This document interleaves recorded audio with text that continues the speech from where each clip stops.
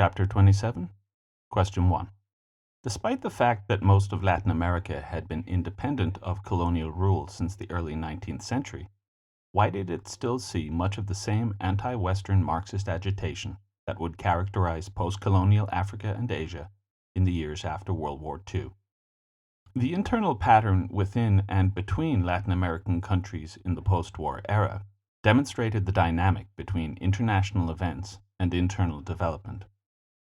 Political and economic status quos cycled between periods of authoritarianism and reform, often tied to economic fortunes. Authoritarian regimes would often rule over periods of relative stability, but inevitable economic crises, whether the result of government policies or a consequence of global economic conditions, would exacerbate discontent with the authoritarian regimes and lead to periods of revolution and chaos. Latin America had been independent of Spanish rule for well over 100 years by the time the Cold War began, but found itself experiencing the same socio-economic upheaval as were the newly independent former colonies in Africa and Asia. The socio-economic dynamics of the independent Latin American states ironically echoed that of the colonial states, so the appeal of Marxist ideologies was common to both. The popular anti-establishmentarianism of Latin America was essentially the same as the anti-colonial nationalism that was a characteristic of the decolonization movement. Chapter 27, Question 2. Why was Marxism a potentially disastrous political model to follow in the years after World War II? Was there anything inherently volatile about Marxism, or were there external factors at play? By the time the Cold War was underway, there had been ample time for implementable Marxist doctrines to develop in the Soviet Union, China, and elsewhere. Such models were potentially attractive to Latin American revolutionaries in pursuit of fundamental social change. The potential benefits of pursuing a Marxist agenda had to be weighed against the danger of getting caught up in the greater ideological struggle between the US and the Soviet Union.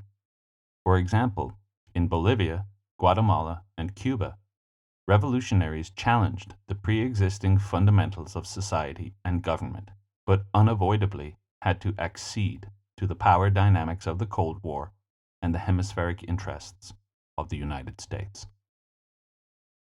Chapter 27, Question 3. How can the example of the United Fruit Company be used to explain much of the political volatility in Latin America, especially since World War II? It stands to reason that radical solutions to the problem of systemic economic inequity were likely to be attractive in those states whose socio-economic models were most like those found in newly independent former colonies in Africa and Asia. In countries with large peasant classes, economies dominated by large plantations owned by a small landowning elite, and over-reliance on cash crop cultivation, the conditions are primed for calls for land redistribution and the nationalization of key industries. Guatemala was one such country. The population was predominantly Native American, and as such had seen little in the way of progress since achieving independence from Spain. Over-reliance on exports of cash crops has historically led to extreme economic volatility, and Guatemala was no different. What is particularly significant about Guatemala was the extent to which American business interests influenced internal Guatemalan politics, and the lengths to which the American government went to support these business interests. The United Fruit Company dominated the Guatemalan economy during the 1930s and early 1940s. Under the dictator Jorge Ubico, the United Fruit Company gained control of 42% of all land in Guatemala and was exempt from paying tariffs and import duties. 77% of all Guatemalan exports went to the United States. The United Fruit Company was essentially a state within a state. The United Fruit Company not only owned all of Guatemala's banana production and monopolized all banana exports, but also owned the country's telephone and telegraph system and almost all of its railroad tracks. The Guatemalan Revolution of 1944 ousted Ubico, and Dr. Juan Jose Arevalo was democratically elected, and a constitution modeled on that of the United States was adopted. Arevalo pursued a policy of quote-unquote spiritual socialism that included land reform and an improvement in both agrarian and industrial labor rights. This program was viewed as a direct threat to the United Fruit Company's business interests. Arevalo was succeeded by Jacobo Arbenz, whose proposals were even more far-reaching than those of Arevalo. Among the measures that most concerned the United Fruit Company, and thus the U.S. State Department, was Decree 900, which promised to redistribute undeveloped land held by large property owners, such as the United Fruit Company, to the landless peasants that made up 90% of the Guatemalan population. The United Fruit Company enlisted the help of the U.S. government, and in 1954, the CIA, then headed by Allen Dulles, engineered a coup that saw Arbenz overthrown and the business interests of the United Fruit Company reasserted. This episode perfectly illustrates the perilous position developing states, both in Latin America and elsewhere, found themselves in during the Cold War. Despite having advocated for independence and decolonization after World War II, the U.S. had no desire to disrupt the economic status quo that had existed for over a century. Attempts to reform or otherwise democratize countries in Latin America would inevitably jeopardize this status quo, and thus would be labeled as communist infiltration. Reform movements in many of the world's poorest regions were thus snuffed out because their significance was distorted due to the ideological pressure and intensity of the Cold War. Chapter 27, Question 4. How was Cuba's post-revolution economy sustainable? The communist revolution in Cuba was a qualified success. Measures of education, housing, and health ranked Cuba amongst the world's leaders. However, Cuba struggled to diversify or grow its economy. An attempt to industrialize faded by the end of the 1960s, and Cuba had to resort to its traditional economic foundation of sugar exports. Sugar prices, however, would fluctuate wildly, and the resulting instability of the Cuban economy, compounded by the rising cost of crude oil, could only be contained as a result of Soviet subsidization of sugar exports and oil exports. Cuba suffered serious economic setbacks when the Soviet Union broke up in the 1990s. It became clear that Cuba's economy had persisted only due to Soviet sponsorship, without which the Cuban economy now floundered. Chapter 27, Question 5. Why did Latin American military officers see themselves as necessary alternatives to the political status quo? The success of the Cuban Revolution demonstrated an attractive and thus potentially disruptive model of change for other disaffected populations throughout Latin America. The military and political establishments throughout Latin America had been intertwined ever since the day of the caudillos. As the 20th century unfolded, the militaries of Latin American states became professionalized, with officers who were university educated and who had practical and applicable skill sets. The military establishments began to see themselves as above the fray of political competition and the partisan interests of political parties.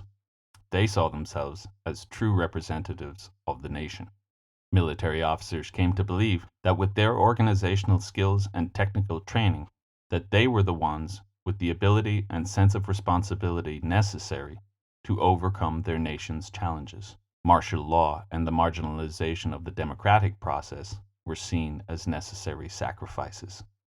Consequently, military coups erupted in response to any appearance of the possibility of socialist takeovers. The overthrow of Salvador Allende in Chile in 1973 is just one example of this. Chapter 27, Question 6. Why did the end of the Cold War foster some movements towards democracy throughout Latin America? By the end of the 1980s, Military leaders throughout Latin America had begun to relinquish power to democratic processes, in no small part due to the fact that they had been no more able to establish economic and social stability than had the civilian governments. More importantly, however, was that the United States stopped interfering with the internal politics of Latin American states.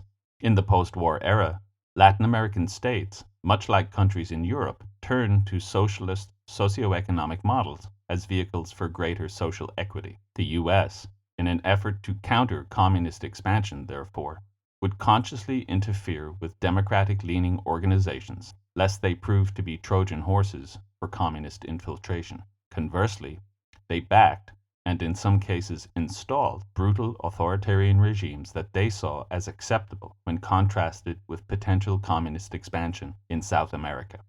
Because the Cold War ended, the US no longer saw any value in suppressing left-leaning political movements, and the result was greater freedom to pursue democratic agendas. Chapter 27, Question 7.